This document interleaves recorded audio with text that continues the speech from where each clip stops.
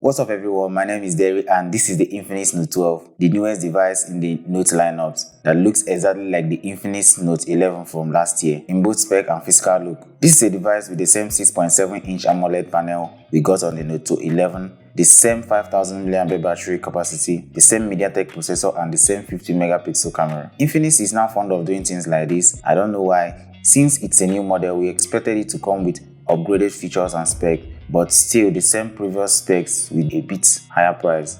Inside the box, you will get the device, too much paperwork as usual, an S-Club currency note that we are yet to know the actual use of. You also get a rubber case, an earpiece, a USB Type-C cable, and a 33-watt charging brick. As soon as you get the phone out of the box, you are greeted with the design that is not so inspiring and made of plastic material on the frame and at the back in a boxy form factor, just like what we usually get for most smartphones. If you look at this device from the back, you will notice it looks very identical to the Infinix Note 11 with the same camera arrangement. One good thing is that it doesn't take fingerprint smudges since it's a matte finish, except close to where the camera rail sits, which is gloss and can make the device look dirty. So I advise you get the case on to avoid such. At the top of the device, there is nothing. On the right is a fingerprint sensor embedded on the power button and a volume rocker. On the left is a SIM and SD card tray, while at the bottom you will find the earphone jack, microphone, USB Type-C and the speaker grill.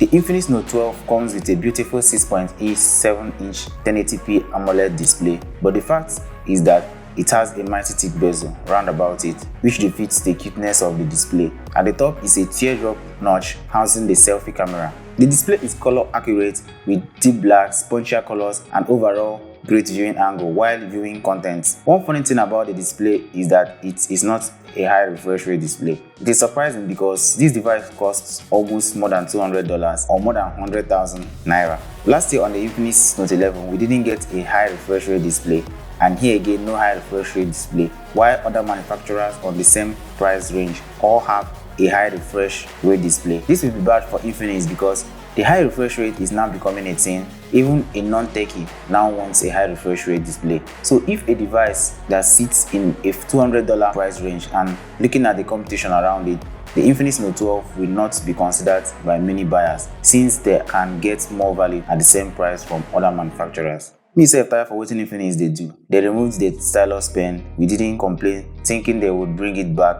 And now they brought the same hardware component from a previous model and wore it and other clothes. The Infinix Note 12 sports a triple camera arrangement which contains a 50 megapixel wide lens, a 2 megapixel lens for depth and a QVGA lens with a quad LED flash.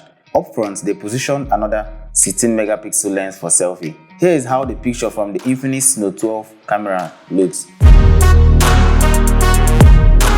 This is where I noticed some improvements in the image quality. Images were sharp, colors were also good, but the highlights were not handled well enough. Indoor shot also came out good with less noise. The back camera is only capped at 2K resolution, while the front camera is just at 1080p for videos. The MediaTek Helio G86 powers the Infinix Note 12 as the processor, which was the same processor we saw in the Infinix Note 11 last year. There was no significant increase in performance. Apps opened vastly enough, multitasking was smooth, navigating through webs and apps felt okay. Together it is paired with 4GB RAM plus 3GB virtual RAM and 64GB internal storage for the base model and can go up to 128GB. You also get the opportunity to expand using your SD card. On the software part, it runs on XOS version 10.6 on top of Android 11. Of course, you know the regular thing we see in every SOS device, which is lots of Bluetooth. Some can be uninstalled, while some can't. They added an always on display feature since it is an AMOLED panel. The always on display feature is equipped with more options of clock faces. The Infinix Note 12 is packed with 5000 mAh battery and is coupled with a 33-watt charger that can take this device from 0 to 75% in about 45 minutes. Despite having a 5000 mAh battery in this device, the device still feels light and as well lasts well enough. At 111,000 naira or $268 price tag, I feel the Infinix Note 12 would struggle to compete because the competition is very high in this price range. The question is, who is this device for? I think this device was made for people who want a device that can fit in as a secondary device or something less heavy with decent battery life and a bigger display with a touch of AMOLED panel on it. For me, I would say that this device is overpriced for a spec like this in 2022. So now I wish to plead to Infinix to please return the stylus pen we had since the Infinix Note 5 or the Infinix Note 6. We would love to see more AMOLED panels with at least 90Hz refresh rate on the Note series. That's been it for this video. If you enjoyed it, please kindly hit the like button. Also subscribe to the channel and don't forget to turn on the post notification to always get notified whenever I post a new video. I appreciate you all for always coming back to watch my videos, leaving comments and liking the videos. Thank you so much. You can also check out the video on your screen right now, and I will see you in my next video. Bye.